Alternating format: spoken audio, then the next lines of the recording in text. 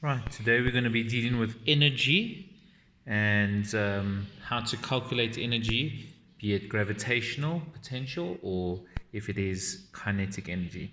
Right, the first thing that we need to know is that the SI unit for energy is in joules. So energy is measured in joules. That is very important, especially when you're trying to calculate it and then your final answer is going to be, let's say, 3,000 something. It should be 3,000 joules. If you don't put the J over there, you will be losing a mark. So J for your joules. Now, when it comes to energy, there are two fundamental kinds of energy. These different types of energy are mainly kinetic energy, EK, and potential energy, EP. We are going to be looking at potential energy as gravitational potential energy. So this is your EP. We know it's gravitational potential energy because it is mass multiplied by gravity multiplied by height. And kinetic energy is equal to half mass times volume squared. Right, so these two here are our formulas for kinetic energy and potential energy over there. Those are very, very important when dealing with it. Right, so I'm going to be doing examples with you over here. First, it is important to understand how energy is working over here. More importantly, your mechanical. Right, so here I've got a roller coaster.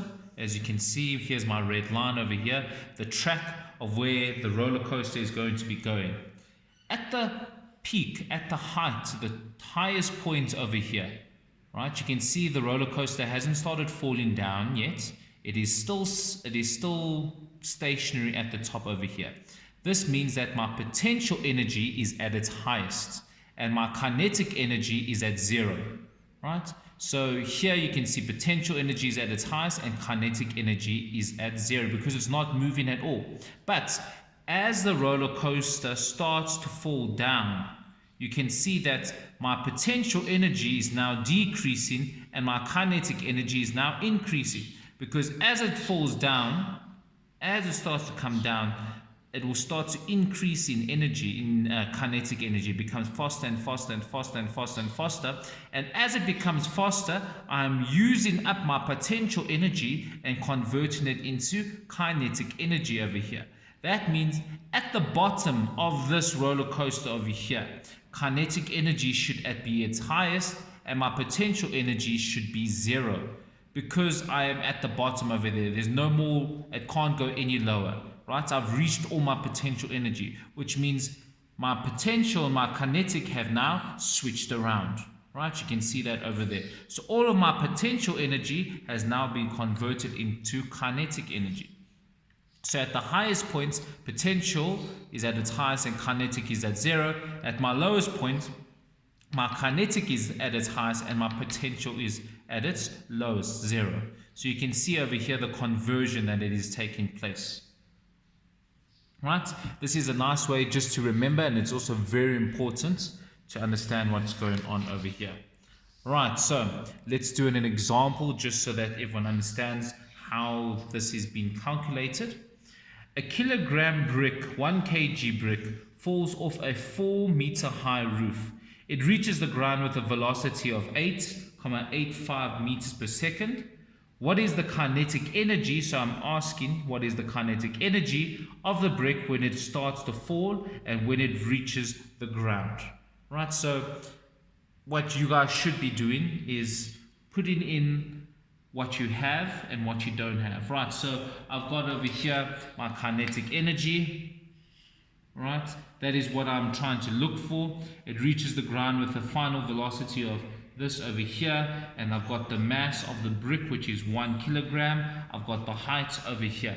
So they're asking me to calculate kinetic energy. And from our previous one over here, kinetic energy is equal to half mass times velocity squared. So I'm going to put over there EK is equal to half mass times velocity squared over here, right? Half mass times velocity squared. If that is the case, I need to put in the values that I have. My kinetic energy I'm still looking for, which is equal to half mass times velocity squared. My mass over here is 1 kilogram. My velocity I can see is 8.85 meters per second. My kinetic energy is what I'm looking for. So now I'm going to input the values that I do have over here, which is going to be, my half is going to be 0.5. My mass over there is already put in kgs for me, so I know that it is 1. And then my velocity is going to be 8.85 squared as well. Right? So now that I've put it in like this, I'm just going to put it into my calculator, which is going to be 0.5 times your 1 times your 8.85 squared, which is equal to 39.16 over there.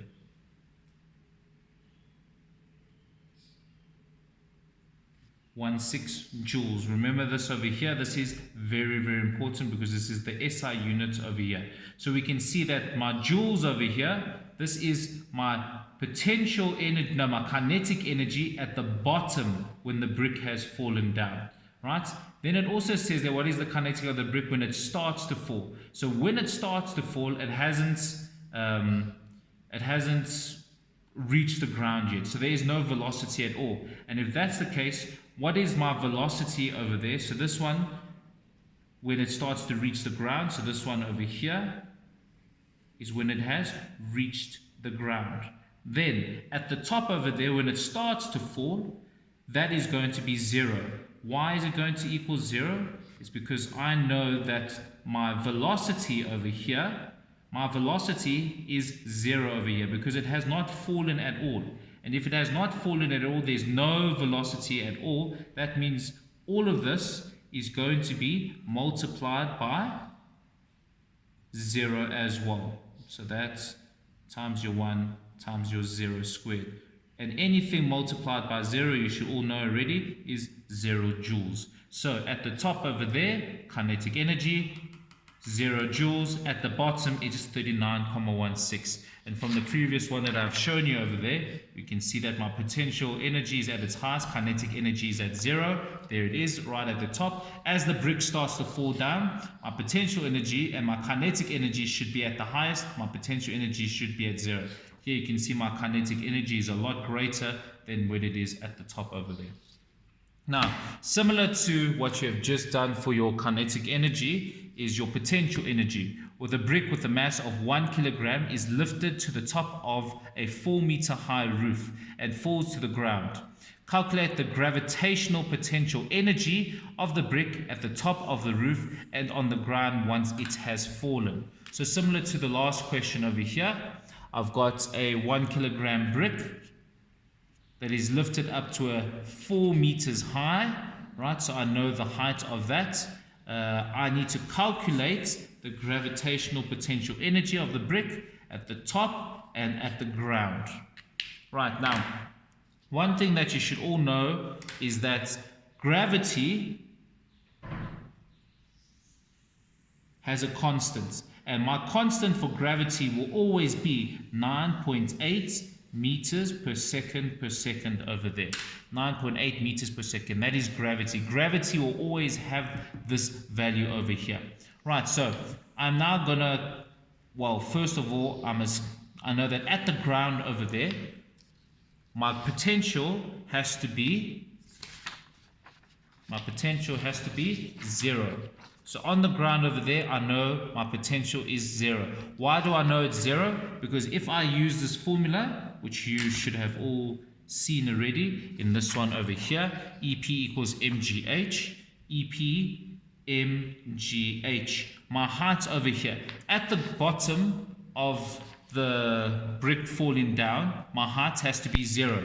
And anything multiplied by 0 is once again going to give me 0. So if I can put in my values over there, my mass is 1 kilogram, my gravity is 9.8, and my height is 0. Anything multiplied by 0 is going to give me 0 joules over there. So right at the bottom, at the ground, it is going to be 0 joules. Now I'm going to calculate the gravitational potential energy at the top, at the height, the highest point over there, which is going to be 4 meters. So EP is equal to mgh. Right, my mass of this over here is going to be 1 kilogram. My gravity, as I have told you already, you should always know that it is going to be 9,8, and my height is 4 meters. So put that all into your calculator. It is going to be 1 times 9.8 times your 4, which is going to be 39,2. 39,2. 39,2 joules, right? That joules over there, don't forget it again, that is to show that it is energy over here. So, as you have seen at the bottom over here, joules is at 0. At the highest point over here, it is going to be 39.2, and this is for the brick. And you can see, compared to the two, right? There you go, this is right. So when my potential energy is at the highest, my kinetic energy was 0. When my potential energy was at my lowest, my velocity was at 39,16, which is 39,2 if I round it off over there to 1 decimal place. Right? This only works in a closed system, where I take friction and I take air resistance, I take all of that out of place. It means that it should carry on forever and ever and ever and ever. But we know that we don't live in a world like that, right? But this is just, for instance, in a closed system, right? Now, the last part over here, which is going to be dealing with, is our mechanical energy. All right, our mechanical energy is equal to our kinetic energy plus our potential energy over there. Right, so EM is equal to EK plus EP. But our EM, which is this already, would mean that EK1 plus EP1 is equal to EK2 plus EP2. This is essentially the exact same thing. If I'm just looking for my mechanical energy, I can use that. If I'm looking for something in particular, I can use that. Now, this can be expanded into a much larger formula over here, which is the same thing essentially. My EK, right, this EK1 we already know is equal to what? Half mv squared, right? That is that over there. My EP is what? mgh, which is equal to, once again, half mv squared plus my mgh. Right, now, I want to show you how you're using this formula in another example. Right, during a flood, a tree trunk of a mass of 100 kilograms falls down a waterfall. The waterfall is 5 meters high. If air resistance is ignored, right, so here you can see air resistance is ignored being a closed system, calculate the magnitude of the velocity of the tree trunk at the bottom of the waterfall. Right, so I have my values once again. During a tree trunk, the mass is 100 kilograms over there, falls down the waterfall. The waterfall is 5 meters high. Right, I need to calculate the magnitude of the velocity. So I'm trying to calculate velocity. In the previous example over here, I have over here calculating my kinetic energy and my potential energy. Here I'm calculating my velocity. My velocity over here is going to be what? It is going to be, okay, so I'm just going to draw it for you just to see what it is going to look like over here. So I have a waterfall. Sorry, just moving my papers out the way. I have a waterfall over here. Right. Here is my waterfall. Right. Okay. On my waterfall over there, I have a log. Let's use a different color. I've got a log of 100 kilograms. Here is my log. Right.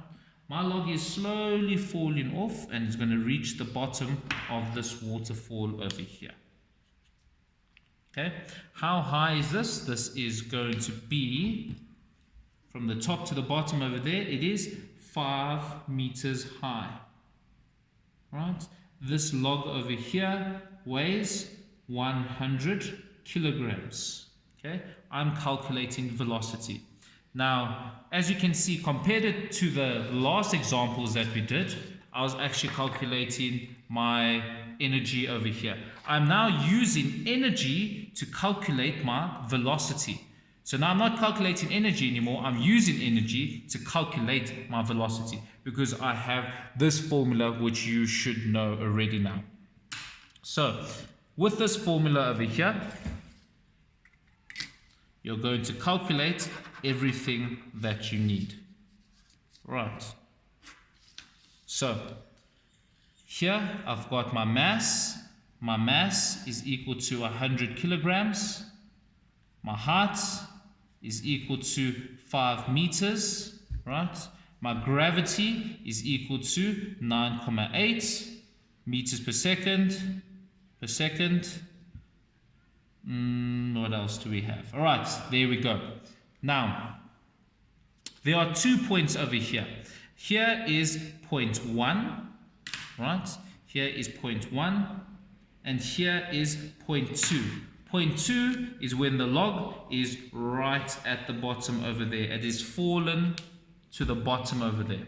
And obviously, it's still going to be 100 kilograms, right? So that is point 2.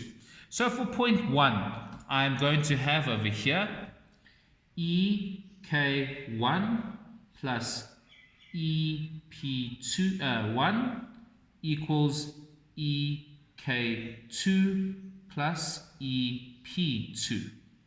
Here it is over here, right? Same thing as that over here. So I'm going to take this as 1. Right, so I'm going to put in my formulas once more. It's going to be half mv squared plus mgh equals half mv squared plus mgh, which you should all put in as well. Right, so this one at the top, here's my EK1 and my EP1 over here as well. Right, so this over here, my kinetic energy, my velocity over here, is it moving? Is it stationary? Yes, it's stationary. It's not moving, right? So that means my velocity over here has to be what? 0. If that is 0, everything multiplied by that's going to be 0. It's going to be 0. So I'm just going to say 0 plus my potential energy. Here my potential energy will be at its highest. My mass is going to be 100 plus gravity, which is 9.8.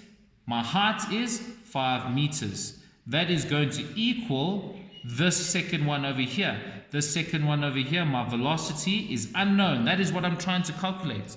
The magnitude of the velocity at the tree trunk at the bottom. Here, I'm trying to calculate my velocity at the bottom. So here I've got half my mass, which is going to be what? 100 times my velocity, which is unknown, squared, right? Then my potential energy over here, obviously my height is going to be what? 0. If that is over here 0, all of that is going to equal 0 over there. So I don't even have to worry about that. So this mgh and this half mv squared are both equal to 0. So then we are only working with these middle ones over here. So let's calculate that. I put that into my calculator. 100 times 9.8 times my 5, which is equal to 4,900. Okay? And this over here, it's going to be 0.5 times 100, which we all know is going to be 50. So I've got 50 v squared. Right, that is my velocity so far. What do we need to do? Divide by our coefficients. So it's going to be 50 here and 50 here. So 4,900 divided by 50, which is equal to 98, equals to v squared. And we know over here we're not looking for v squared, we're looking for velocity over here. So we're going to square root each side. So if it looks like that, remember, click SD, then we have 9, 9.89 or 9.9. Let's go with 9.9 meters per second over here is equal to my velocity. And that velocity over here is how fast this over here will be traveling right at the bottom at 9.9 meters per second over here downwards. And that is your final answer. That is mechanical energy, knowing that you have your kinetic and your potential put together. All right, thank you very much.